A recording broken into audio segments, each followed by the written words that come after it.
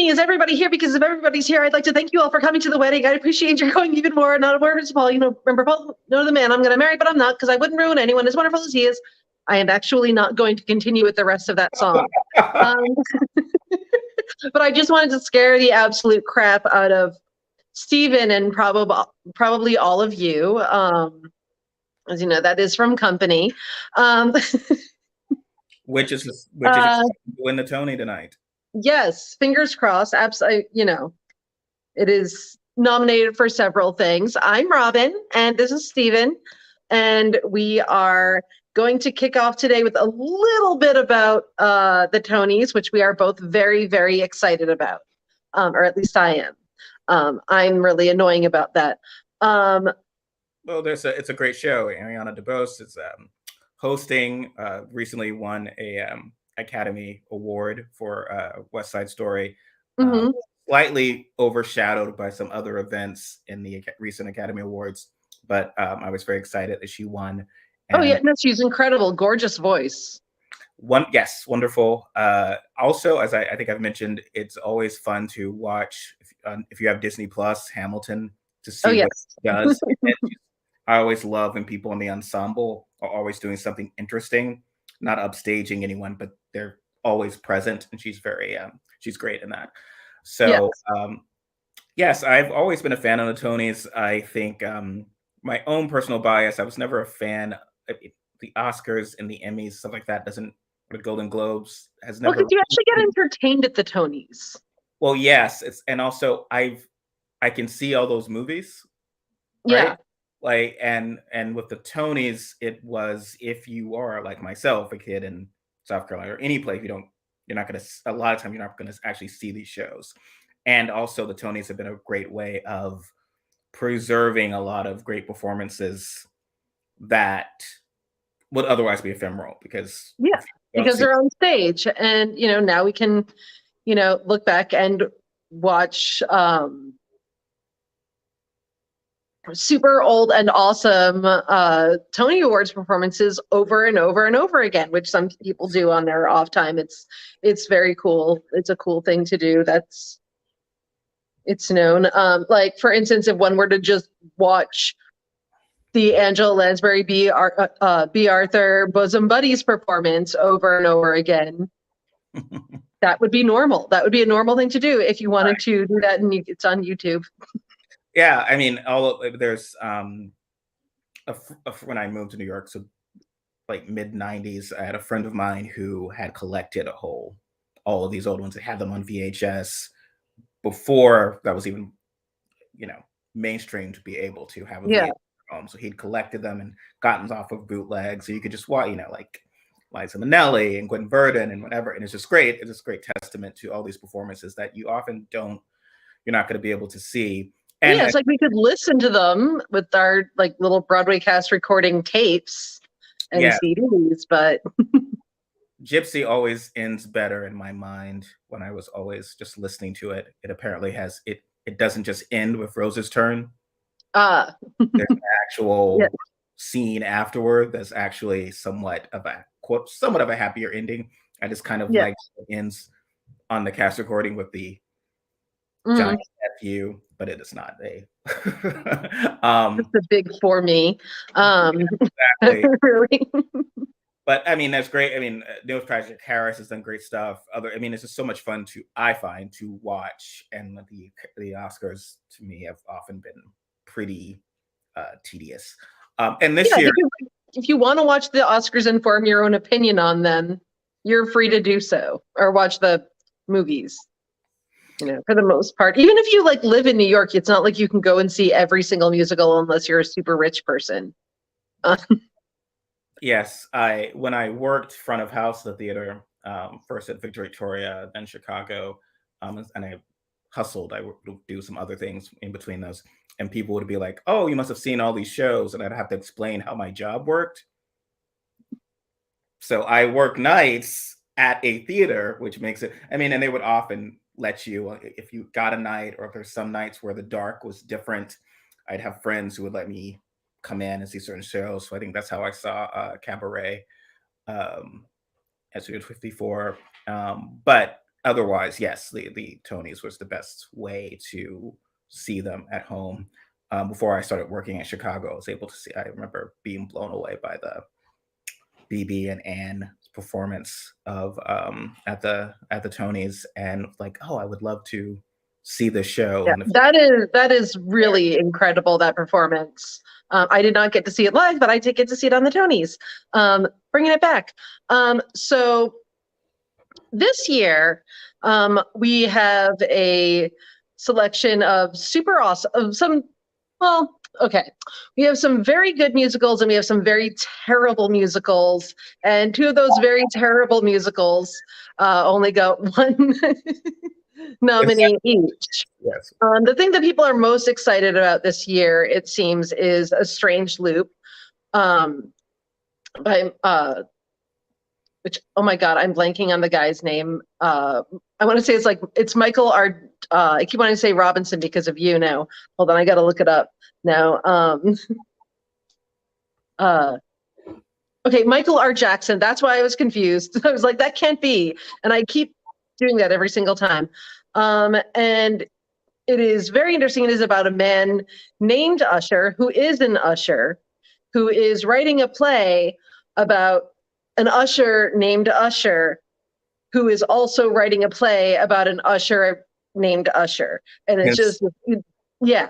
And so it is very heavily centered on his experience as a Black queer man. He's the only like real character. Everyone else is kind of like, they play his thoughts.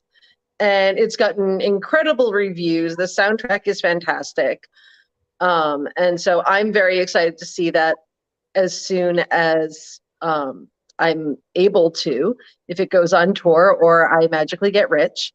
And we've also got Six, which is super exciting as well. You've probably seen a lot more of that if you keep up on these things. It's about the just in terms of the music and what have you, it's about the six queens of Henry VIII. And it is awesome, and a reason why they should, in fact, bring an ensemble cast award, because none of these women could get nominated for any of the, best actress or best featured actress, because they were all pretty much equal. And that is disappointing because they deserve lots of awards. What else? Anything you're super excited about? no, those are the one. I mean, the MJ musical, which I'm not like super excited about. I was just fascinated one that it He's existed. just talented, the guy though, Miles Frost. He's amazing, as like just so talented. Yeah, I mean, there's a tendency to view almost like doing any dancing in that sort of form of what Jackson had done is sometimes dismissed as being an Elvis impersonator. If that makes sense. Hmm. And it, but it actually was very good stuff. And whatever you might think of him or whatever, it was really good dancing and work. And so that I found interesting. I Mr. would be surprised if it doesn't come away with best choreography, because it did get a lot of nominations. I think it's the second, comes second only to A Strange Loop in terms of the number of nominations. And I do think they'll at least walk away with best choreography, because how can you not? Like, it's Michael Jackson. Mr. He's Saturday better Night. at dancing than all of the people Yeah, ever. and Billy Crystal's Mr. Saturday Night. Yeah. So a film I'd seen in college almost 30 years ago, that he had adapted to the stage. I've heard good things about it. I have seen it. I mean, I I know do feel like you are our Billy Crystal expert here. I really like Billy Crystal's work. I especially enjoyed especially now as a father, but I was not a father when I both saw it and read it. His 700 Sundays, about his essentially the brief time he had with his father, breaking out because his father worked all the time, but except for Sundays. So they spent Sundays together, and that was kind of just that amount of time they had together. And it was a very touching sort of production he did. And no, I mean, I liked the guy. I liked a lot about the film, Mr. Saturday Night. It did not do as well. He had directed it, and it was coming off of City Slickers, and it wasn't a huge hit. Yeah. To sort of see him kind of bring that back. I don't think it was like a producer's type hit, obviously, You but know, I think we've seen that a few times with movies that weren't necessarily super great and then made or weren't super popular and then made, you know, really great musicals. well, some they brought. I mean, And some that have been terrible musicals. Pretty Woman and Mrs. Doubtfire were not things, or Tootsie Yeah. were not things that needed to ever. Mrs. Doubtfire did not do well.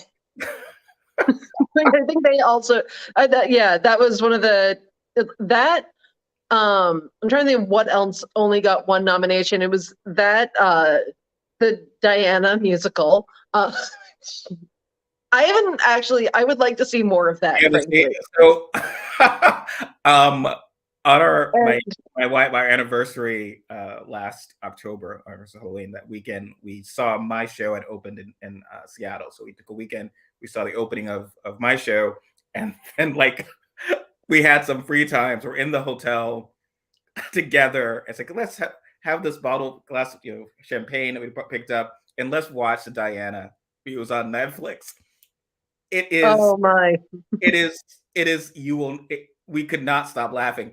It's terrible, and you almost feel, again, as someone who works in theater, you feel bad because they're involved. They have to know how like bad it is.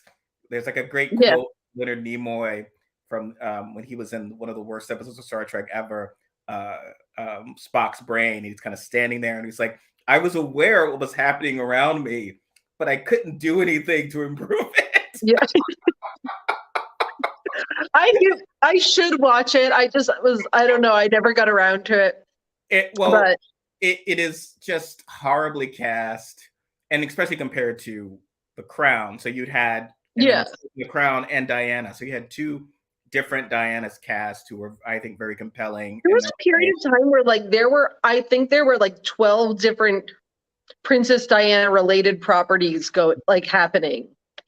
This was just, they cast, and I don't want to be a jerk and about this, but obviously Diana had a degree of charisma and charm, and that, our connection to her is very rooted in that. Yeah. Your show is rooted in that. You need to cast someone who might possess some of those traits, and the actor did not. Probably a lovely person. Is that the Kristen Stewart? Was that Kristen Stewart? This was the musical. Kristen Stewart was. Oh, okay. Yeah. Sorry, I was confused. Spencer, and an Emma Corrin from The Crown. They were both great in their ways. This lady, I don't actually want to say her name to embarrass her, and also might appear in my room, was just awful. And it's like you're watching this and just, I don't know, was there any point where people would stop this? Like, the numbers are terrible. The Queen, so you're coming off, again, The Crown, Olivia Colman's great as the Queen. The Queen is this awful kind of character. It's not particularly well done. It is, but it's worth watching to just see how it is almost entertainingly bad. Like, there's every choice they make is the wrong choice. Yeah. They never make a right choice, even by accident. Like, oh, it's just completely every choice. So it's like almost they must be deliberately trying to make the worst musical possible. The only thing it got nominated for, and I feel like you can possibly speak to this, was best costume design of a musical. And what is Yes, well, there's a song called "F.U. Dress." It's about a famous dress that she had. Yeah, I did hear. And the dress is great in that number. All right. The dress is doing all it can. By a lot of great performance from the actor. But I wanted to go back to tonight's Tony. So obviously it's a very special event. We, obviously the pandemic, coming back from the pandemic, have these shows that are out, but the pandemic was still existing. There was a lot of closures because of the sort of old show must go on mentality obviously is no longer deemed responsible or healthy to the extent it probably never should have been. And I think as someone who works in theater, I think a lot of us have been looking at that and saying, well, going on stage with 100-degree fever, and we've heard all those stories, right? Going on stage with 100-degree fever and barely is probably not what you should be doing, even if you aren't in the middle of a pandemic. But a lot of the swing. Don't you dare not wear a mask in front of Miss Patti LuPone. Yeah, you don't want. Before she was ripping people to shreds for the phones. Now it's this. But there's going to be somewhat of a tribute to swings and understudies, because it was often that kept these shows running. It was such a kind of thankless job off those folks. If you get tourists who come into town, they want to see Hugh Jackman, they want to see whoever their above line performer is, and when they don't. Oh yeah, Hugh Jackman is doing The Music Man. He was very kind for the understudy. I'm sorry, I hate The Music Man, kind of. It was one of the first shows I ever did. They put a very large bow on my head in order to make me look more like a child. You were just a child? You weren't married? I was 11, but I didn't look like enough, like I was too tall, apparently, so they put a big bow. It wasn't cute. Yes. Music Man will not beat Company, I think. No. Okay, so let's talk about the best revivals real quick. We don't have to go through all of the categories, although I have opinions on all of them, obviously, except for like best sound design, because I'm not there. I don't know. And for best revival, it is a very, very short list. It is Caroline or Change, Company, and The Music Man. And I feel this one is actually a gender swapped Company. And I am shocked personally that Katrina Lenk, who plays Bobby, but like i.e. Bobby, is not nominated for Best Actress, because everything I've seen of her, she's been awesome. And I've heard like incredible reviews of her. What did not get nominated for Best Revival of a Musical is Funny Girl, the one that we've been bitching about. And it's so great. I'm sorry. It's so, like, they only picked 3. Like, that is an extremely pointed, they are sending a message with that. That is, it's not like we ran out. It was just, we could have nominated you, but we won't. Yeah. Like, there's room for you on this slate, but you're not getting on it. Lifeboat, but no, we can't do this. Because it's like a high school production. And the thing is, there are clips of every single musical on, like, available on YouTube, everything that's on here. There are none of Funny Girl. There's none of them going on like shows or like the NPR Tiny Desk concert. Highly recommend the A Strange Loop NPR Tiny Desk concert. It's pretty awesome. Everyone is just awesome. And like none of that. They're doing zero, like they want none of this recorded or like for history. The nominations for Best Musical, I do think, are worth addressing, because that is obviously the most important category. And that is Girl from the North Country, which is the second musical ever based on the work of Bob Dylan. The first one was the Twyla Tharp one, The Times They Are A-Changin'. Loved Twyla Tharp, did not see that show.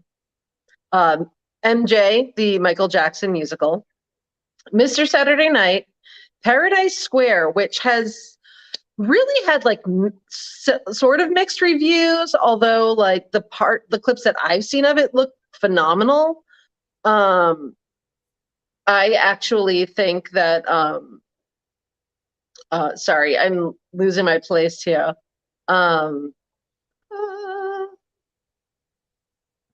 Oh, okay. I actually believe that Joaquina Kalukango should be getting Best Actress, because she's incredible. Her voice is incredible. But a lot of people were disappointed with that. And Six, the musical, so excited for it. And A Strange Loop, which is probably going to win. Do you have a choice for Best Musical? of that list, because I obviously have not been able to see them, I am impressed by its diversity and its I mean, there are some interesting options Yeah. as a MJ. I wonder if MJ, it seems like it might read as like Like too. some sort of acceptance. Like, I mean, I don't know. I have my opinions.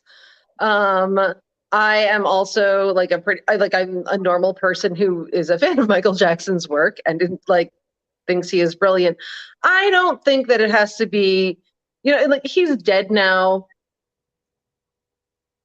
He made some very good music. I'm not like, and Yeah. also I'm not gonna get into my feelings on certain people who write for Vanity Fair right now.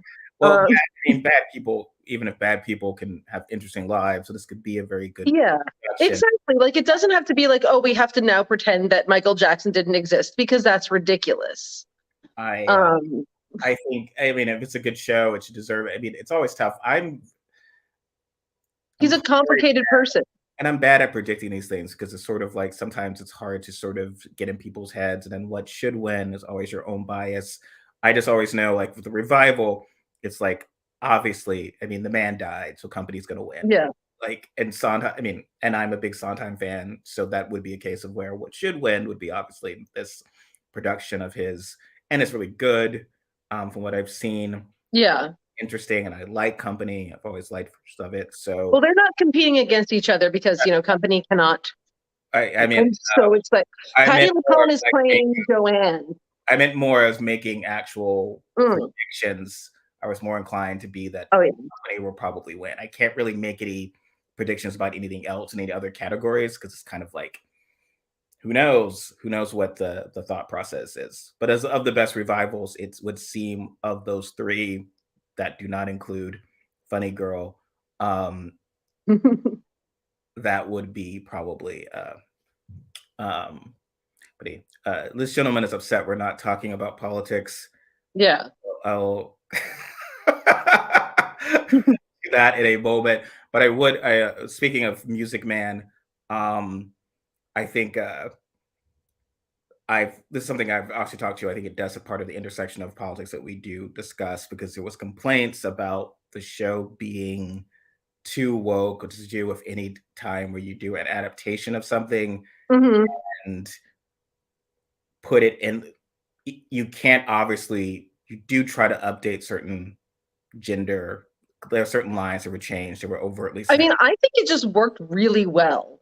Yeah, I've seen, a lot of bits and pieces of it, and I think it worked really well. I also think it is now a man's turn to try and sing um Not Getting Married Today. And the guy who sings it, I can't think of his name right now, um, who plays Jamie rather than Amy, is super talented and also up for Best Featured Actor. So good luck to him. I think with musicals and revivals or any update replace, they can't be stuck in a past because they're not historical documents. So Yeah. someone was, I think, I don't know, it was Atlantic or someone had complained because he felt that the show chickened out because the character in the music, he's more of a very almost Trump-like character. He comes into town, talks about preys on fears. He's this con man. It's very dark, and it's like, but that's not what people think of the show. It's they want to find this character very likable, a likable rogue, Yeah. like as Hugh Jackman, and so I don't know why I have like some sort of like weird, like, he seems fine, but other times I feel very weirdly annoyed by Hugh Jackman. But I think it's also that I just really hate the Music Man, despite constantly making references to the Music Man. well, yeah, I mean, the structure of it is what, and then it's this idea that also, whenever you make a change to something, I think there were some lines that were made less sexist, and they Yeah. being woke or whatever, you're changing the past. It's like, well, because in originally, it's not as if the sexism is the point. It is Yes. about, so if you have something that's like casually racist or casually sexist or something, I think it Yeah. behooves you to update that because a modern audience, because they're human It's beings, going, this will is the thing, you don't want anything that's going to stop people and make them go like, and like take them out of it. and Because, their view of a character will change. If the yeah. jokes, if like there was a time where the character making a fat joke is like, Mhm. oh, what a funny, of course we should make fun of the fat person. And I Yeah. like the character who did this. But a more modern audience might be like, I don't know if I like Like this. they'll immediately perceive that character as the villain Yes. And rather that's than, yeah. trying to do. So obviously you want to change it because you want, here's, and I think whatever audience have tried to do that, they've been like, somehow you're supposed to be like, we're still in 1950. And it's like, well, that's modern audiences aren't, they don't come in watching it as a Yeah. historical And, duty. and sometimes you can do, like, I, very much thought the revival of Oklahoma a couple of years back was like awesome, and everyone, everyone thought it was awesome because it, they actually did not change a single word. They just, like, through acting and set design and everything, made it extremely dark, and A plus. That was a really interesting way to take that, but I don't think it's, the way to do a revival of every single musical, because that would get tiresome, much like the many revivals of well, not revivals, performances of Shakespeare plays set in various modern times. Yes. And it's sort of like when they ever try to make a Taming of the Shrew less overtly sexist, they try to, and it's like, well, no, I mean, Taming of the Shrew is what it is. I don't know what Yes. I don't know what you can do. And Taming of the Shrew is an entire theme of our sort of breaking the woman is a sort of Yeah. theme in romantic comedies, unfortunately, which I'm not particularly a fan of, but it is overtly, that's overtly the point. She's too highfalutin, and the guy has to, this lovable rogue has to come in and break her, throw off her high horse, and make her. Yeah, like they really tried with 10 Things I Hate About You, even, and I love 10 Things I Hate About You, but I don't know that they entirely succeeded on making a feminist version of it, but I feel that that's also about as close as you can get. I'm trying to think of what the actual quote from Taming there's like, some things are made to bear and so are you. But I I don't know. I do think that, like, it's better to revive things in a way that, like, can speak to modern audiences than it is to just, like, let them disappear forever. Oh yeah. Especially when you're talking about plays that can be changed. Like movies, you can't change, you can't do anything about. They're stuck like that forever. But plays, you have an opportunity. Oddly enough, Chicago's become almost stuck like that forever, right? Because Yeah. Chicago, when it came out as revival, it was just barely 20 years since the original, and it really spoke to the um, OJ, the celebrity that's even predicting a lot of Yeah. reality TV and doing, and that kind of cynicism and their sort of stripped down look was very um, seemed innovative, obviously at the time. I mean, I don't think it was just putting women in body stockings. I felt it was a sense of stripping Yeah. Fosse to just that. And then, but now that's kind of, I mean, I think the Roxy who's on stage now might have been, Pamela Anderson. I was Mhm. thinking, I think Yeah.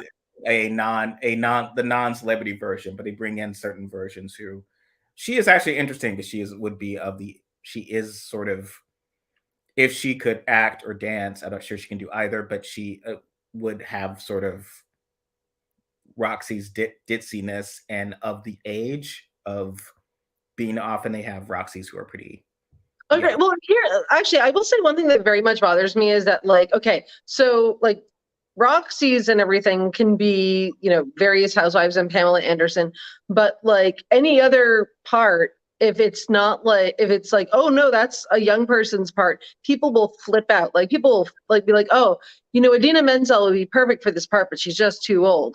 Mhm. And, you know, and Idina Menzel also looks like eternally youthful, I think, and gorgeous and perfect in practically every way.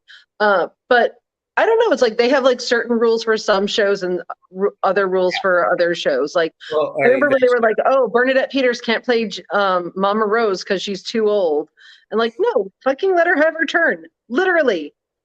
yeah, I mean, I think they've normally been casting very young Roxy's, which is I think is not ideal. I like the idea No, of them. they've actually been casting much older Roxy's. Yeah, I guess when they do celebrities, Two whenever they Real shift, Housewives.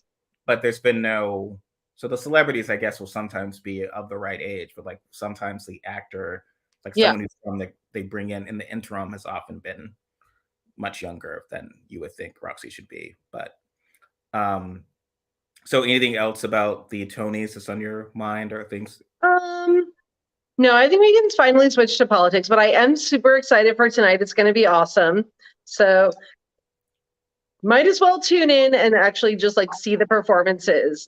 Like even if you just sort of dip out during the awards ceremony, because it's definitely going to be good. I definitely highly recommend seeing as much of A Strange Loop as you can manage, because all of it that I've seen so far is amazing. Right. Yeah. So it's people like us doing somewhat light material on the weekends. Sometimes they don't. It is very hard to please anyone and everyone. But if you found this part, you can always right at 31 and 14-minute sec. You can hop right in, and we'll get into politics. I mean, the thing that just broke today, since we're actually back live, it actually broke today, and we're here to talk about it. Is looks like the Senate has reached a potential deal. I say potential because things can always explode on gun safety. And I do you mind speaking to this a bit, Robyn? Because I'm always nervous when something Mitch McConnell might approve. Okay. No, it's actually good. I mean, it's good in terms of it's probably the best we're going to get, because it actually does have a provision for red flag laws, which is the most important thing that we're going for right now. Like that's the big thing. Like without that, everything else is kind of toothless. And so specifically, the bill will include needed mental health resources, improve school safety and support for students, and helps ensure dangerous criminals and those who are adjudicated as mentally ill can't purchase weapons. Although, again, I have certain issues with the whole associating mental illness with mass murder, because I don't actually think that is the issue of any of the, some of them, yes, but no, not all of them.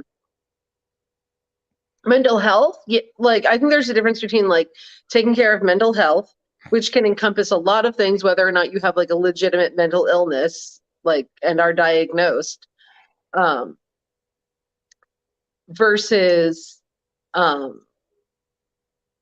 like saying that it's like it's different to sorry, can I restart? There's a difference between taking care of mental health and then being diagnosed with a mental illness. And these people are definitely people who should be like taking better care of their mental health, but they don't necessarily have a mental illness.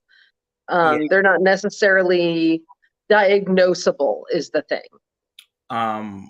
I always go back to Dr. Olivia Olivet line from Law and Order, of someone that says, well, doesn't this make this person, this killer, mentally ill? It's like, no, it's a character flaw.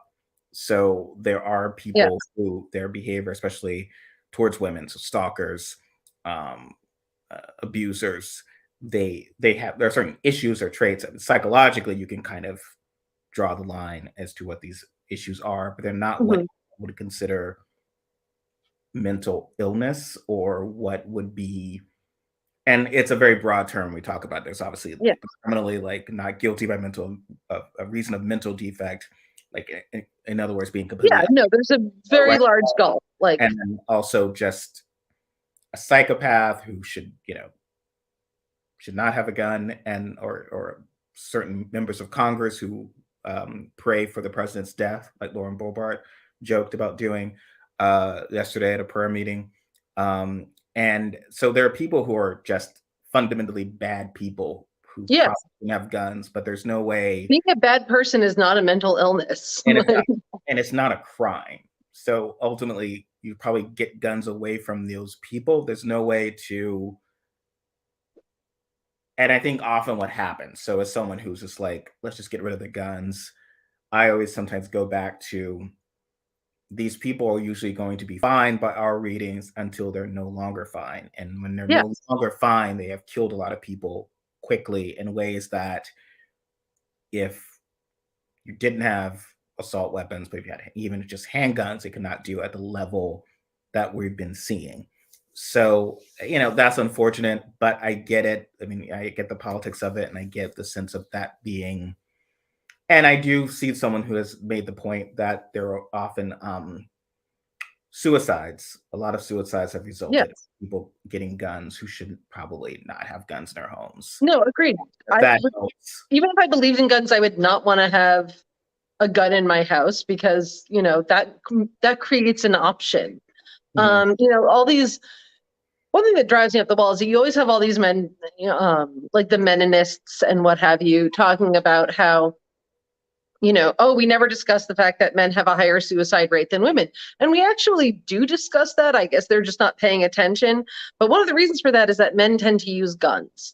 And while I think guns account for only about 6 to 9% of all, it's either 6 or 9. I'm upside down dyslexic.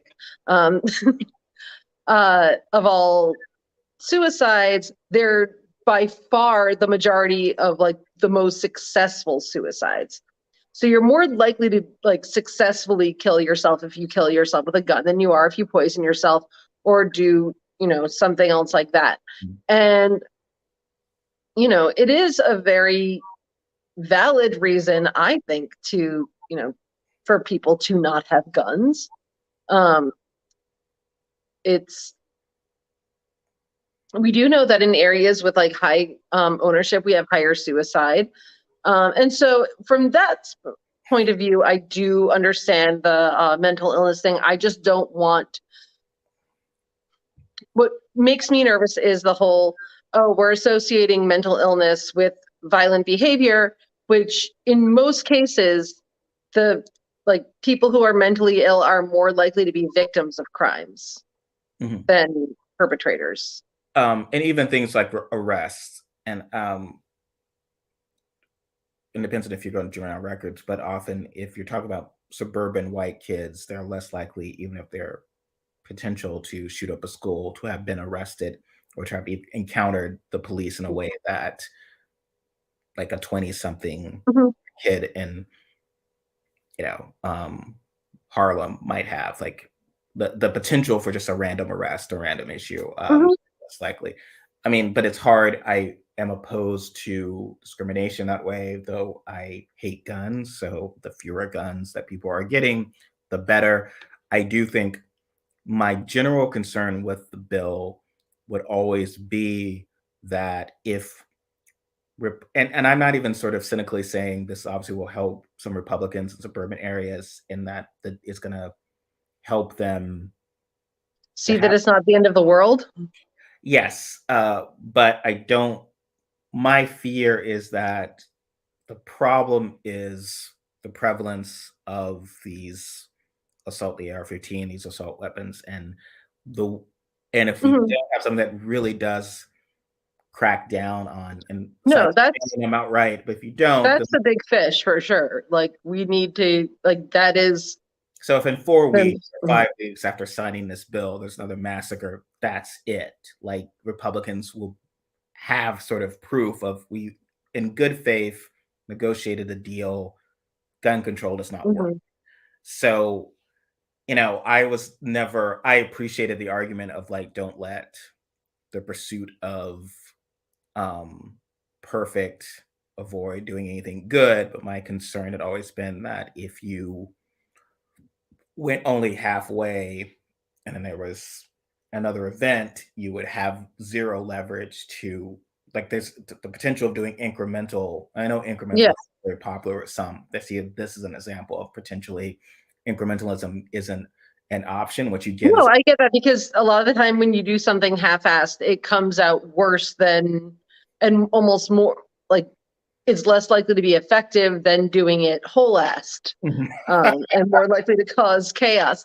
No, it is. I mean, like, sometimes if you only halfway do something, it's better to not do it's better to, go big or go home in certain ways. At the same time, I am very glad that we got red flag laws. That is so, so, so important. I do think that, Are an people assault, and I do think we need to be very clear that we do not actually believe that, we're not there yet until we have an assault weapons ban. Like, that is still very, very up in the air. Are you going to because you seem to have a lot of insight into red flags, especially how it could help women in abusive situations and whatever. Well, I mean, here's the thing. In so many states, we talk about the boyfriend loophole. It's not even just the boyfriend loophole. There are, like, women who experience stalking from people they don't even know. And in a lot of cases, they don't take guns away from these people. They don't take, they're not, most of the time the judges are just like, oh, aren't you so glad someone has a crush on you and thinks you're pretty? Like, and I think that's one reason I feel very importantly about the red flag laws, is the fact that, like, there are people know when, a lot of the time, when someone is threatening them. And if it's like, oh, this person who's threatening me, this person who is stalking me, this person who has abused me, is out there and still has a gun, that's terrifying. And no one should have to live with that fear, period. So I do think that, red flag laws are important in that way. Sadly, they don't just mean like, oh, we're going to take it away from you forever until you stop stalking or harassing this person. But at least it gives people a break. And we do know, like, just scientifically, things like just giving people that a certain amount of time to think sometimes, or to calm down, makes them less likely to kill themselves or kill someone else or do something like that. Like, that is very much proven, despite the fact that people do not seem to believe that it's true. People like to think, oh, well, if they're going to kill someone, they're going to do it whether, they have a super convenient means of doing so or not. If they're going to kill themselves, they're going to do so if they have a, super convenient means of doing it or not. And that's generally not actually true. Absolutely. Psychologically. Yeah, I think if you write something about that, people will be interested in your thoughts on it. If that's something you're interested in potentially going into more detail on. I don't, the background. Everyone loves it when I talk about the British gas study. But yeah, so if Robyn, you might be treated to that tomorrow, because I think Robyn has a lot of insight into the benefits of this bill and so forth. But I mean, somewhat related to that, there was more of the frustration with about the gentleman who tried to assassinate, or planned to. I don't think he got that far with Justice Kavanaugh. Mm-hmm. And, I do not support people being murdered. I'm against murder, but it is this weird response from people who should know better, which is to not let Republicans make this out to be a unique situation. Like, people show up outside Nancy Pelosi's house, Chuck Schumer's house. I mean, that's what happens. Ross, the gentleman at the New York Times, I'm blanking his last name, but you've made fun of him. Yeah, that. I'm amazed that I remember that, because in my head I call him something else. Yes, I almost thought you were going to. And he was sort of again leading with the idea of like, oh, well, what if this would be such a huge story if anything had threatened a liberal justice, even though Sonia Sotomayor was potentially a target, and it wasn't a big story. story because nothing actually happened. And I think what part of this would be, and I think a lot of Republicans would make this argument as well, if it was a situation where a justice was being targeted for, say, potentially overturning the Second Amendment. If that was a risk Mm-hmm. of the gun, they would say, this is not acceptable, this is not right. But unfortunately, our government kind of works on consent of the governed. What keeps everyone from going into the Wild West is that, okay, well, you can vote. We have the ballot, as Malcolm X said, the ballot or the bullet. So we have the ballot, and that matters. So here we essentially have robed masters who will serve for life and cannot be, it's not even like the president. So if you're mad at the president, it's like, okay, well, I'm going to vote him out of office. And if I even fail to vote him out of office, them, not specifically him, but if I vote them out of office, it's only 8 years. Like we're talking Amy Coney Barrett or Gorsuch or Kavanaugh being on the bench for decades, ruling on people. And we're talking about the removal of a right. And I know a lot of conservatives cried and whined because gay people were going to get married, and that was somehow hurtful for them and denying them some sort of personal right. But that is not the same as losing your bodily autonomy and being forced to give birth. I'm sorry to to do that to you guys, but that's not the same. I'm sure their marriages all felt much less special. So this, which is exactly what they said was going to happen. So this sort of, so this sort of blowout is like, it is what happens. And I would argue that, and it's not just trying to be cynical and try to promote my own view of this issue of the Supreme Court, but just like, this is not sustainable. You do need to create a sense that our rights aren't determined for life by people who are completely have no accountability. And even if you get rid of certain people who are the bad actors, the good actors who are just at home being like, oh, these masters are deciding everything, that's not any way Americans should live. And it just, and the idea that, okay, they should be able to live and enjoy their lives while taking your rights away, and you could just write them letters so they can ignore that. It's just sort of very much a sort of building a sort of aristocracy, the sort of judicial monarchy that must be left. And I find that annoying. I mean, especially with what's going on with Ginny Thomas and everything like that. Like, it's just like, it's starting to feel a little increasingly ridiculous. I'm also, the reason I rolled my eyes when you did bring that up was specifically because I do feel like the right has really, really, really been trying to like pound that incident in order to get people to stop talking about mass shootings. And like, hey, why don't we talk about this instead? Look here, don't look here. Because they're very much tired of having to respond to the fact that they don't care whether children live or die, so long as they get to have their freedoms. And it's an awkward thing for them. It's not, it's not pleasant. It's not something they really want to have to talk about too much. Well, there are two connections. Again, the Supreme Court is fundamentally a corrupt institution right now, and its corruption and lack of accountability is obvious.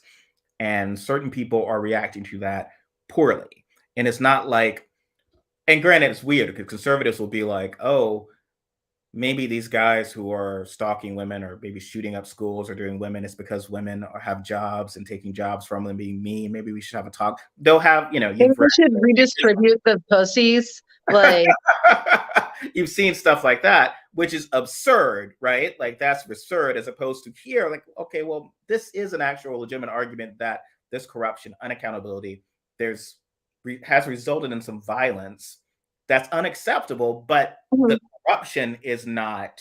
That doesn't make it so that, oh, we should never criticize them and they should go and like continue to be corrupt and unaccountable in peace. And Democrats have kind of lined up. Conservatives had no problem, I will say, like saying, oh, well, what this kid did is bad, but the Great Replacement is still a thing. Yeah, I mean, I don't know why. And the things he believed in, totally a thing. Argument, this is corrupt. And you were saying about Ginny Thomas, right? Like, this is insane. And there's no, like, she's actively part of a coup. And everyone's like, well, leave a man's wife. She's going to be involved. It's like, well, okay. But these issues that would come up to the Supreme Court, you're supposed to presume this sort of insane objectivity. And that reminds me, it's a slight tangent, but this week, Dave Weigel had shared a really offensive tweet.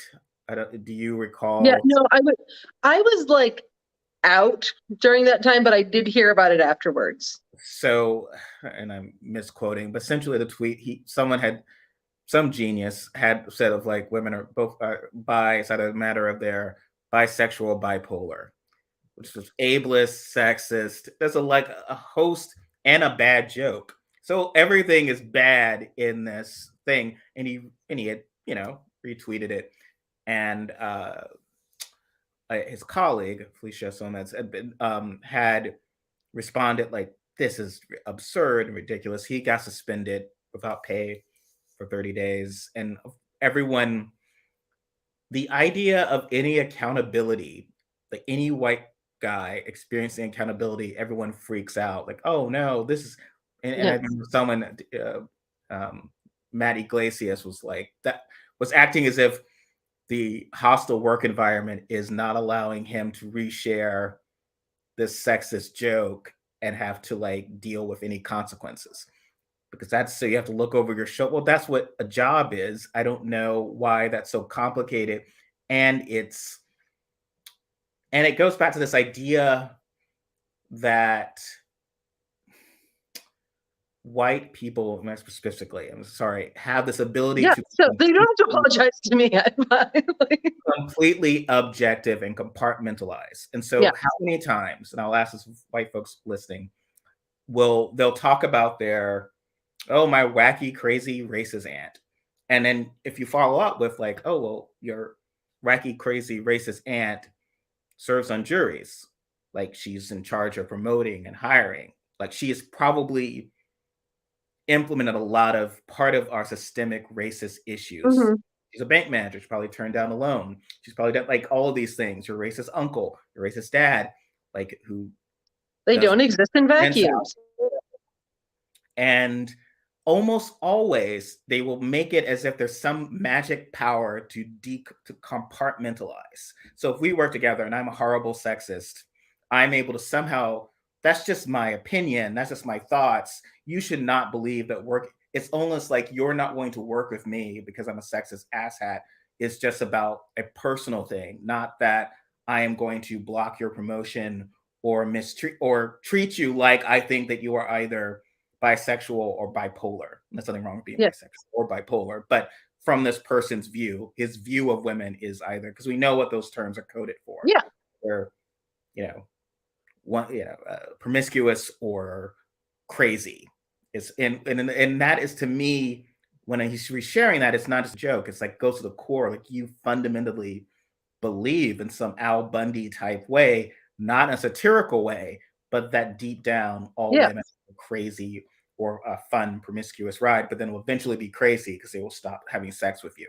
And it is, but that compartmentalizing that's always been the case. It's always been so frustrating. So when a guy lost his Harvard scholarship, this was years ago. Mm-hmm. Oh yeah, I remember that. Racist stuff. It's, oh, that poor kid, how unfair. It's like, well, why would Black people really want to be around this racist? And they make it as if it's somehow, well, why are you opposed to ideological diversity? So at the Shapiro, the gentleman at Georgetown, had said something really grotesque about Black women lawyers, and it's like, well, it's just his opinion. Why would you ever think that would somehow impact how he graded or treated Black women in his class or anyone he engaged with? And to me, that's like, I don't. Well, because it's like, I think it's like this separate entity that they can like, okay, I'm going to like take this out. Like I've got this like, racist add-on or whatever accessory. I can take that out when necessary. And it's independent of who I am as a person. I may have these sexist thoughts and these racist thoughts, but that's independent of who I am as a person. You can't judge me based on that. That's separate. That's like, the accessory that can go on or off. And so you can't define me by that. And I think that's very much like sort of what is going on with these people. They're like, well, I believe these things, but also I'm very objective and fair. And Yes. they need to believe that about themselves, because otherwise they would have to notice that they are assholes. Hate that. Yes, they don't want to be the idea of their views are anyway. So Felicia Salmez, who then was later fired because she was complaining publicly about the issue. So at first, given my experience in corporate America, I was stunned because it's like, well, but that's clear retaliation. You can't just fire someone for. But then I remembered one of the great adages that no company ever pays you enough to sue them successfully. Yes. So that not much you could probably do here. They have a ridiculous code. I mean, if you look it up, their Washington Post kind of code about how she violated workplace congeniality and things about very waspy rules in a way. So the idea of like, don't, and it's, I've talked about this before, certain things in the, that's happened in the Democratic Party as well. And it's in the Republican Party, but I mentioned it in the Democratic overtly liberal party of certain country club waspish rules. Yeah. So the worst thing to do is to insult a member of the country club, do it in front of others. It's very much like how, the stereotype of the WASP of like, don't ever have this dialogue in front of strangers or something. And then others are kind of like, well, no, why would I lie? This is I should publicly express. And this is the thing, that is great for certain things. Like, hey, no, don't correct someone's spelling in public. Do it privately or do something like that. In certain cases, yes, that makes sense. If you're like, if the person didn't actually do anything that is worth, where there is a valid reason to call them out publicly. Mm-hmm. Like there's a big difference. There's that, I get the whole like praise in public, whatever, chastise something in private. And I get that to some degree with certain things. I don't like, if it's not necessary to be an asshole to someone, it's not necessary. But in some cases, it is necessary. And in that case, publicly saying something fulfills a service. And I think publicly saying I have issues with this workplace environment is not necessarily being like violating congeniality or being rude. Yeah. Not like this motherfucker is a sexist. It's more of like, there is some sexism happening in this newsroom and we need to publicly discuss it. And I think sometimes you want to, bureaucracies benefit, right? That's how you, so, okay, file this to HR that then puts it in the whiny Negro pal, and we'll set that on fire. And then we'll do like they don't pay any attention to that, like all this sort of stuff that is a bureaucracy that's create the concept that there is something's happening, like, oh, that was really mean to you, Robyn. We'll go and talk to HR. This will go here, that'll go there. There'll maybe a training class or whatever, and nothing actually happens or changes, and the structure of the system is no different. So some cases, maybe you do need to go public with these issues. I would imagine with something like Dave Weigel, it is so, or someone like Dave Weigel, it seems unlikely that this is the first time for him. Yeah, I think she was later she had responded to that of like, this is kind of a feeling of like, this is what happens in newsroom, this whatever. And there's a history with him. I know from a lot of Hillary Clinton supporters really believe that he was part of the folks who just was never going to give her a fair shake. It's a complex, that's complex because yes, there's a lot of the stuff you look back on is kind of, well, that's sexist. That's really, Chris Matthews had said some really awful stuff as well. It winds up then being hard to, and I think this is part of the kind of dialogues. Man, I have to say, I am not, I don't take as many moments to thank goodness personally that Chris Matthews is no longer on the air, And, every once in a while, I just need to remind myself of that and, feel that joy and that relief.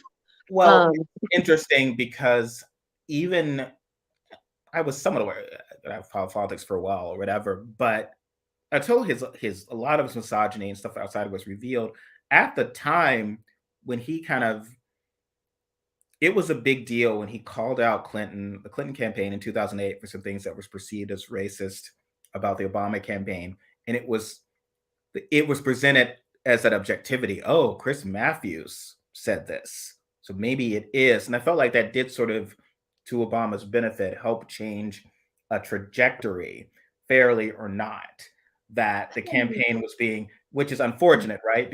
But I remember that event of like a lot, and it was a lot of coverage, like, oh no, Chris Matthews you know, has called out the campaign for doing this, even though he was a sexist jerk and a dinosaur, and a lot of his reasonings for opposing the Clinton was not obviously rooted in the best intentions or whatever.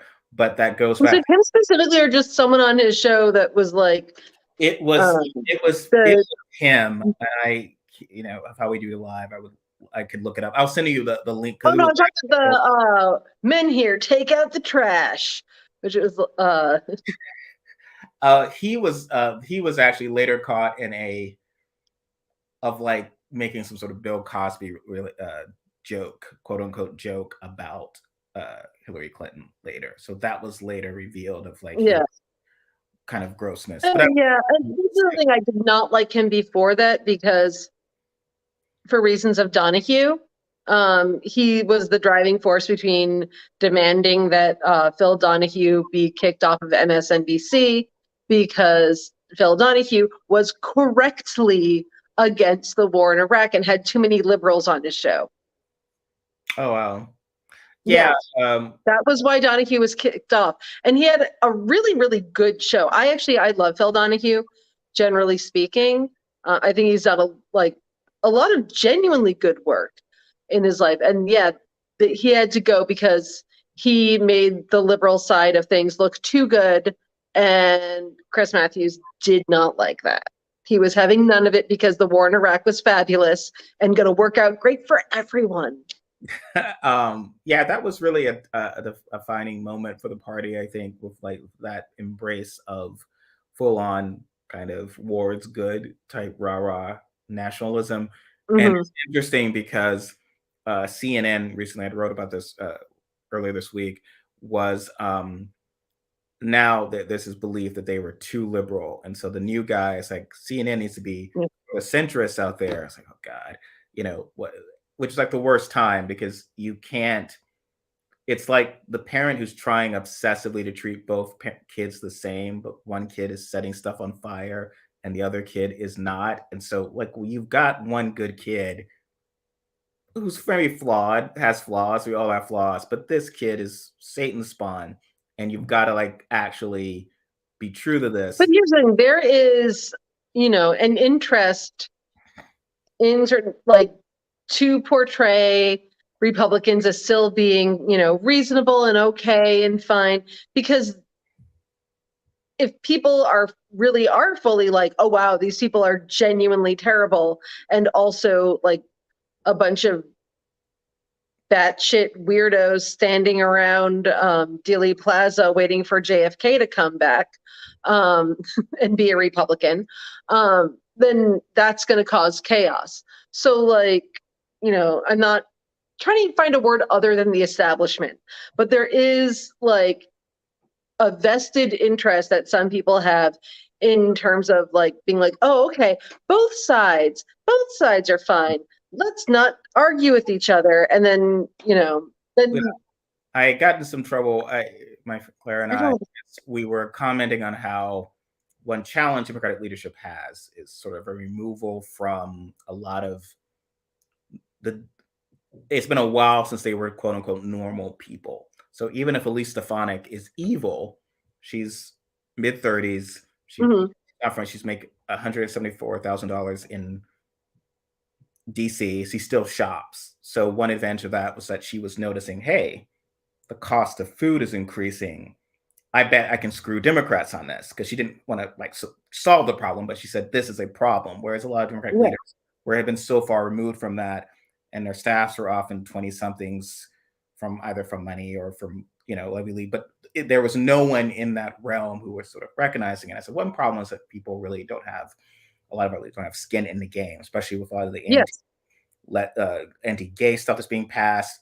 Like the suburban moms complaining about their kids being turned race, to hate themselves. The Republicans are more likely to have a suburban mom who it feels that way. And so when she's complaining about it, they're not advocating on someone else's behalf. It's like, I am one of these people, which helps politically. And so immediately everyone was like, well, you don't know Nancy Pelosi. She has this great history of gay, like stuff from 1987. It's like, okay, well, I don't doubt that she did this stuff in 1987. You understand that, Elise Stefanik was 3. You're showing me a video from when Elise Stefanik was 3. And I'm not trying to be Yeah. ageist, talking about this is like the disconnect between people's realities. And, there's a whole pile-on about this. And then literally like a couple of days later, Nancy Pelosi said flattering things about Ronald Reagan during Pride Month, and was about how, his humor was a tonic for the nation. And he was, again playing up the great communicator crap. And then, you grew up in a different, around liberal parent, but for a lot of people, if your memory of the 80s, let's say especially if you were past the 80s, your memory of Reagan would be kind of, oh, that funny kind of old man. Yeah, there's a certain image that's been promoted, and the Reagans have done a great job of, the family have done a great job of promoting that, and Republicans as well. Democrats should probably not help promote that image of, Yeah.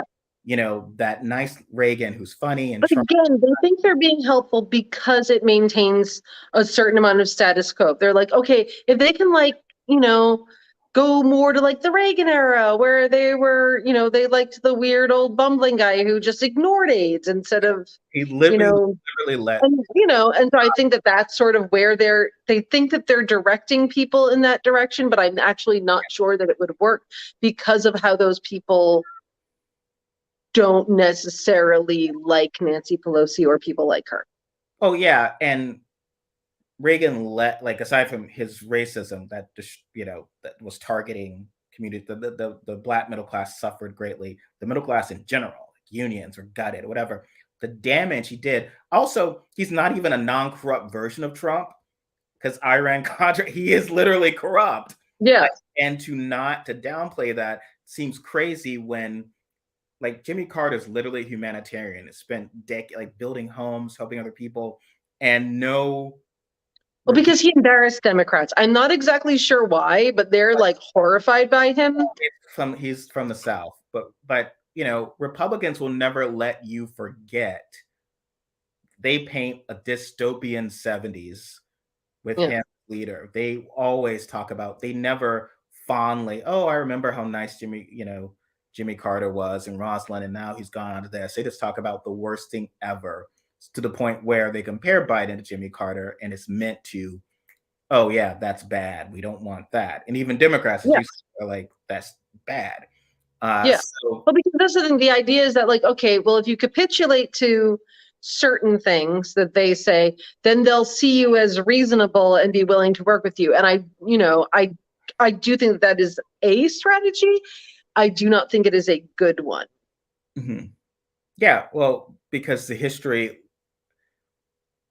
I mean, Trump, there's a lot of bad about Trumpism, obviously. Yeah. But, Reaganism is what got you. I mean, George W. Bush was pro-choice, right, for a while, and then essentially the direction, once he won, it was like the only way to do this is to be far on, embrace the white evangelical, the religious right. They sort of got their seat at the table. So when you are now here at the risk of losing bodily autonomy, when gay people being targeted, all of this goes back to Reagan. So if you're trying to paint this image of Reagan as this optimistic city shining on the hill type thing, you're not just sort of being polite about a dead guy. You are sort of misinterpreting trajectory of the past 42 years that got you here. And when a lot of people say they seem to speak better of Reagan than Ralph Nader, that tends to concern me. So that somehow the strict of world where Reagan's this lovely guy and Nader ruined the world by costing Al Gore Florida. And that's an interpretation you could have. It is a weird one. I know you are of Nader because of seatbelts and any other good things, but which I would vote that like seatbelts are categorically better than, and the Freedom of Information Act. Both of those things are categorically better than anything Ronald Reagan ever did. Like, there's no good thing that Reagan did that is better than seatbelts. I'm not wrong. No. I mean, Reagan was a horror show for not just the nation in general, but for Black people, queer people. And we should just not. Black women in particular, I would say, is very, like, he had a particular issue with Black women, I think, in general. Like, a lot of his, inane fantasies were largely about Black women that he felt were, or somehow like playing some sort of game. His obsession with welfare queens and what have you. And, he wasn't talking about white ladies, but like, and there's no recognition. So Republicans talk about mental health and all those issues, or they complain about homelessness, and they don't trace all of that back to a lot of Reagan's policies, gutting mental health services, gutting safety net, and the sort of thing that creates this problem. I guess before we close, we have some time left, but just your thought about in LA, Rick Caruso is going to be up against Karen Beckson for LA mayor, and then there's the San Francisco recall, and there's a very clear sense of a lot of not suburban, I would say millionaire white. They're going to find out. They're going to find out that no, who the prosecutor is doesn't have anything to do with the level of crime or with homeless people. They're probably still not going to notice that Bakersfield has a much higher level of crime than they have, because that would just be crazy, except for the fact that it is literally true. All they want to know, the problem is it has nothing to do, for the most part, with anything they are actually experiencing other than seeing unhoused people around their city. That's literally it. They're not necessarily going to be more safe with these other more conservative, more like hard on crime people. And in fact, likely they are going to be less safe, because that is traditionally how that works. I just have trouble understanding, Robyn. So this idea of a lot of these folks are part of the way, especially in San Francisco and Seattle and Portland, the folks from the tech boom. They come in, they are part of the wave that has made housing incredibly expensive. And this is the result, that people are often unhoused. And I know they want to believe the 20%, the small percent of those folks who just will always be homeless and just want to be on the street and terrible and they're violent, whatever. But often I've seen folks, it's heartbreaking, living in their cars. These are people who I have many friends who have lived in their cars. And this is a direct result of what, massive income inequity. And this is what has been happened to these areas. And everyone talks about the growth and, Amazon, go, and all and Silicon Valley. And they just don't want to see poor people. They've created the poor people. They don't want to see them. And it's hard for me to rationalize the essential inhumanity of that. Be like, okay, well, I'm doing well. I like living in San Francisco and I have a nice place. What can I do? I need to pretend this doesn't exist. Well, what can I do? Or else I'll feel bad. What can I do as part of this community to help this community that I'm part of, that I came into? Instead, it's like, I don't want homeless people to be seen. And Matt Iglesias had something I've been talking about, the wokeness of, like, he was in San Francisco and he was like, what's going on? Why do they let these homeless people pee on the streets? Which, again, the terminology of that's awful. But the person responding was like, well, where are they going to pee? And he did the sort of, he took from that as eye rolling liberalism, right? Like liberals are like, what do you Instead mean? of logistics. Well, yes, because it is a biological function. We've criminalized poverty. Yeah. There's no public bathroom. So the days of where, hey, can I just use your bathroom? They've no Yeah. few places will do that. And they won't even, can I just buy something and use the bathroom? They are very shady on it, especially don't if you look homeless, they're not gonna let you use your bathrooms. No one wants public toilets in the cities because that, drug use or whatever reasons they would have for that. So you have unhoused people with a biological impairment. Like, where else are they going to go? Like, you've done all, like, I don't, like, I'm not saying I'm pro people peeing on the streets. I'm saying, well, what other option is there? And it frustrates me to the fact that we hate poor people so much that we've made a lot of cities very difficult. If you people with there are people with bodily issues who are able, who Yeah. from the old people who kind of like, I'd love to go meet you in the city or whatever, but it's going to be a constant issue of when I can go to the bathroom. And this is just like, Mhm. a, a lady I remember it's a lady in her 70s who's just like, I mean, that's a problem for me. It'd be hanging over my head the whole time, so I can't do it. And so she can't go out in public or to a city she used to like because there's nowhere she could actually go. Like, what do? You're out in the city. And we make this because we hate poor people so much. Mhm. A lot of it have a disabled son.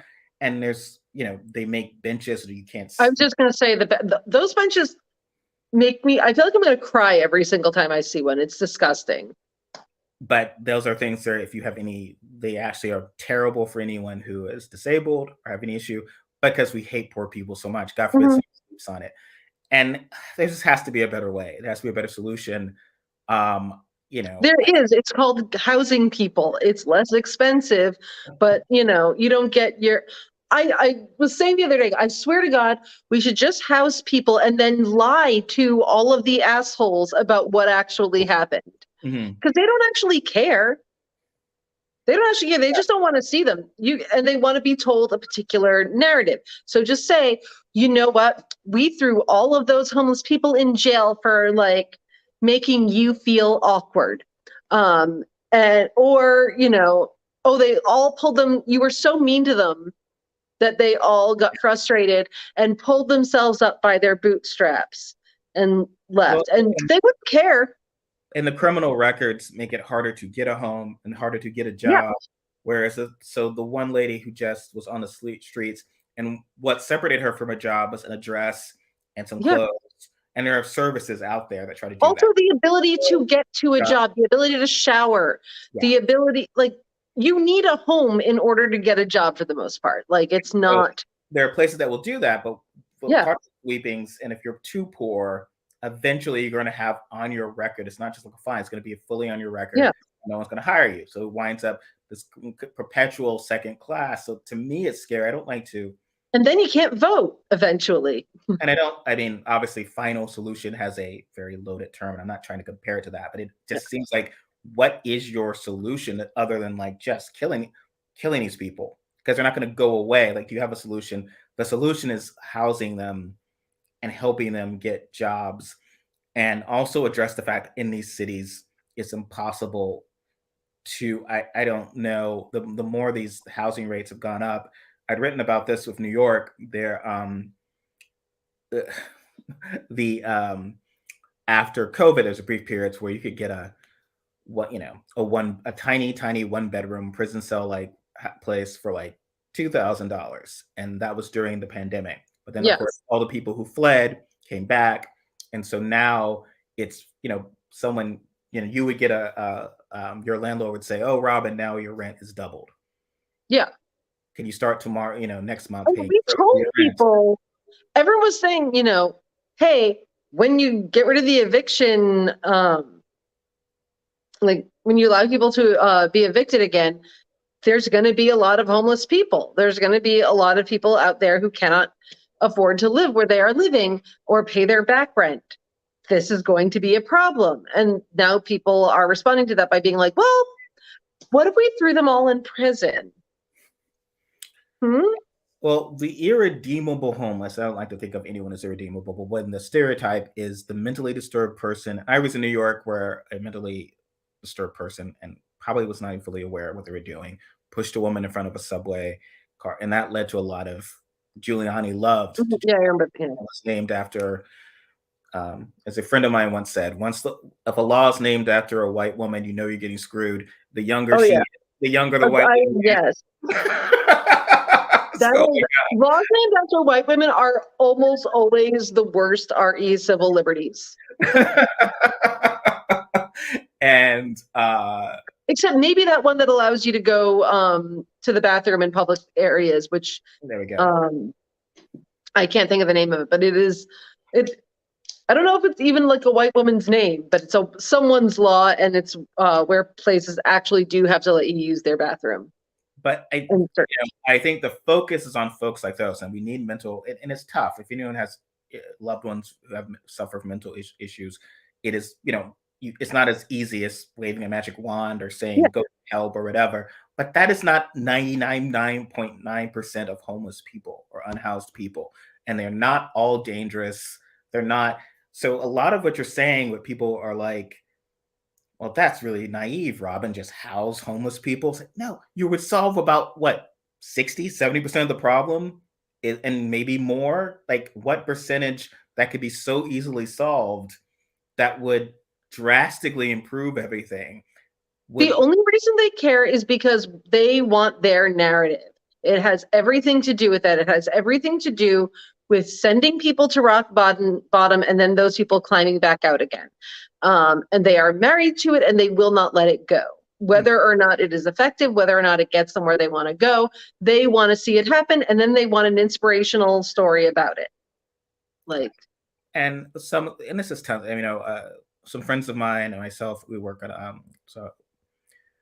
for unhoused people in Portland as a charity and organization, and just hearing some of these again, folks who were living in their cars, that have living in the streets, but just having some resource got them back. It doesn't mean that it will always be, you know, not every story has a happy ending, but giving people dignity for a certain period of time does have an overt positive impact on the nation as a whole.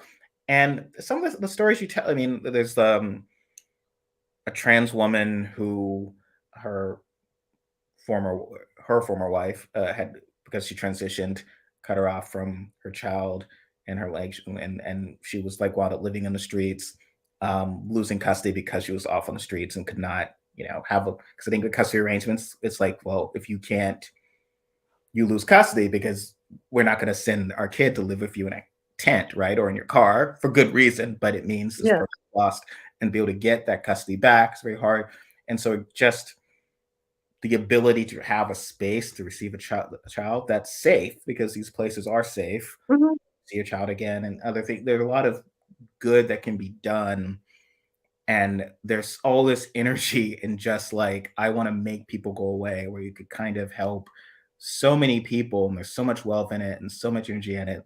And so, I never thought much of Kim Kardashian or Gwyneth Paltrow or these others, but when they're like endorsing Rick Caruso, it's like, yeah, like all your goopiness and all this sort of stuff, you still just want someone to go and sweep these homeless people away. Because Karen Bass has a plan. It is just not sweeping homeless people away. It is actual, so it's not like Republican is like, oh, I guess we should, do something about people sleeping on the streets. And Democrats like, more people sleeping on the streets, more needles on the streets. Like, no, they're just like, okay, well, here it's a human issue. Let's do the effective thing rather than the ineffective thing. Like, I'm sorry, these people wanted the rents to be this high. They wanted, everything to be so unaffordable. And this is what happens. This is what happens when, you let the disparity between the rich and the poor get this big. This is what happens when the distribution of wealth is this far off.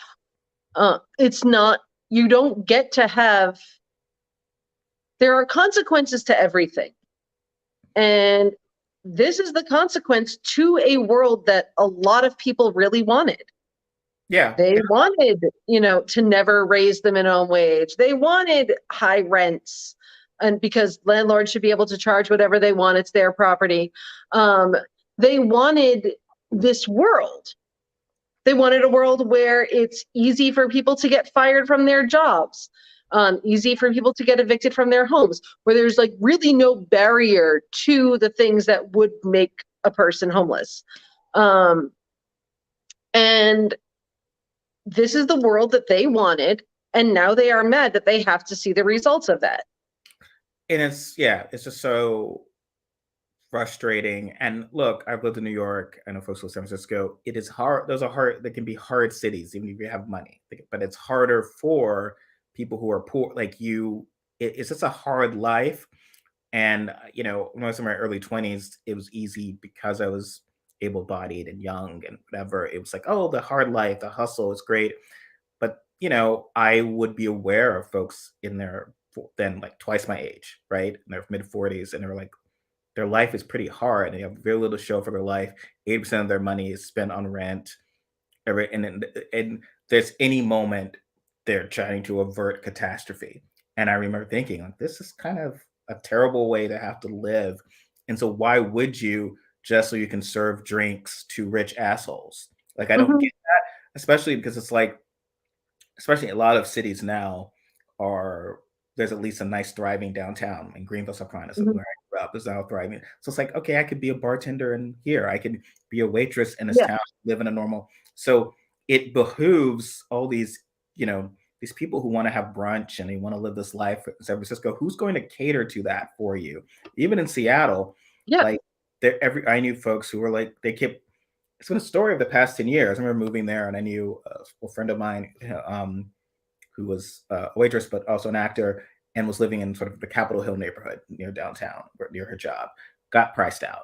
Now priced South Seattle, then priced out. Now in Tacoma, driving into the city. And at the eventual point, she's going to be like, what am I doing? I mean, that's what happened in the Hamptons during COVID, because like no one could afford to live there or go there. And they're like, who's going to do our laundry? We don't know we can't do our laundry. No one can do our nails. Like, we can't get hair appointments. And this is like, when you make this world, when you decide this is going to be our number one thing, we want rich people to be able to get as rich as they can possibly get. And that is our goal for everything.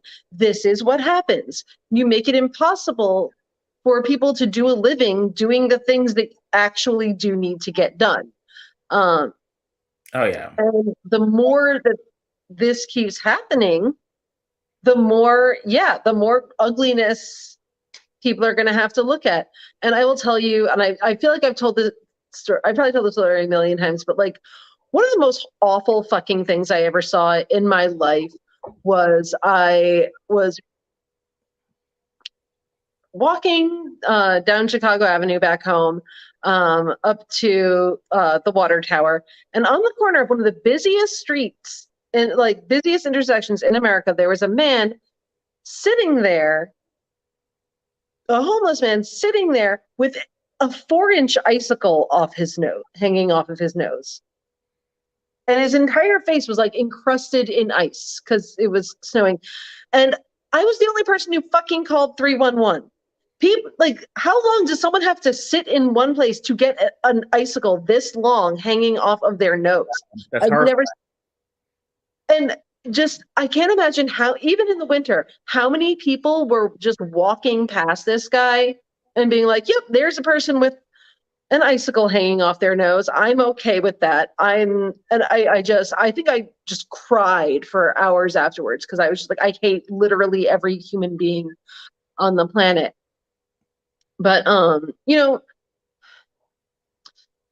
people get so upset about, oh no, people do socialism to us. We remember the times when we had to duck under our desks. Socialism is bad. Well, it's fucking better than this. I'm sorry. Like, all of the things that people claim are socialism are all categorically better than what we are doing now. This is bad. It's bad that people don't have homes. It's bad that people don't have medical care. It's bad that someone can sit on a corner of one of the busiest intersections in the country and have a 4-inch icicle hanging off their nose. This is bad. It's all bad, and it's just going to keep getting worse unless people stop with this, fucking Ayn Rand capitalist bullshit. Yeah, this person just didn't apparently want to start their own small business hard enough. Yeah. And now this is so um that's a horrible story. Mark, it really is. I get upset about it all the time. You didn't offend me. I was just kidding earlier. But this was why we were talking about the Tonys and musicals, because the serious stuff makes Robyn cry, and you wanted to make. I don't cry. I'm very tough. No, I'm always saying this stuff is really. It's nice to have something that is not that, because the world can be very horrible. You gotta have a balance, or else you'll lose your mind and you will not be able to fight for things. Yeah. So before we go, is there any tribute this week? Judy Garland would have been 100. Well, Judy Garland is amazing. It is her 100th birthday, but also I forgot to mention that Dame Angela Lansbury is getting her Lifetime Achievement Award at the Tonys, and I feel so importantly about Angela Lansbury. I love how she murders all of the people in that one small town in Maine. She's just my favorite. So I'm very excited for her. Have you seen her before on stage? No. Have you? Little Sondheim's little night music when she was in that revival with Catherine Zeta-Jones. Oh, wow. And then I later saw it with Bernadette and Elaine Stritch. So, but yes, she was amazing. And she's performs the role in a wheelchair, because I think the character's a wheelchair. But at first, and even then, this is about 10, 12 years ago, and we thought, oh, I guess she's in a wheelchair now. It's fine. She's been around a while. But then at the end, she takes her bows and just stands up and like, yeah, I'm still here, motherfuckers. She was wonderful and great, and it was, my wife and I have very fond memories of seeing her. So I'm glad she's getting her due. Judy, wonderful. Always loved her work, and I think she got a special Tony, I think, in, was it 52? She was just all of 30. She's accomplished an amazing amount of stuff in her life, despite being, essentially tortured by people. Yeah. Which is, I was just thinking about that the other day, and I think you ended up retweeting it. It's horrifying that people's reaction to like this incredibly talented woman was like, let's just torture her. This is obviously what we should be doing. Let's just torture her and scream at her that she is fat until she takes amphetamines and barbiturates and fucking ends up dying because of it. Like, that's horrifying. That should not be anyone's reaction to good talent. Oh yay. I am obviously a fan of Victoria. I love the show, and one of my first jobs in New York was working front of house there, where I met some of the people on credit, including the wonderful Rachel York, and Julie Andrews herself waved at me, and Liza Minnelli. I've told you my Liza Minnelli story, and then we'll end. But I told you my Liza. So Liza replaced Judy Garland. Julie Andrews for a month. And there was one day, because I remember that. I was interning. I was interning in a magazine. I was coming in to work, and so I was running late, subways, whatever, and I'm going towards the stage door to get in, and I'm rushing, and I hear a voice behind me saying, "Oh, don't worry, honey, they won't start without us." And it's Liza Minnelli.